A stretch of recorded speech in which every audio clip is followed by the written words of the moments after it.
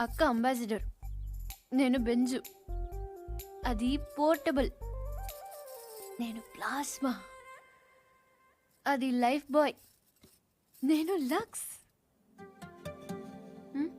అందుకే నా అందం దానికి ప్రాబ్లం కాకూడదని ఇలా వచ్చాను.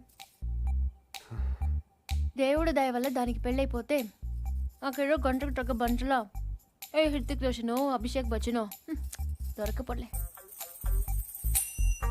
చూసావా, నువ్వు కూడా చూపు తిప్పుకోలేకపోతున్నావు.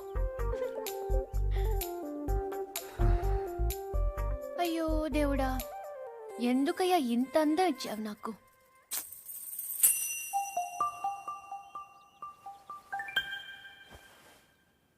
బాధపడకు పూరి.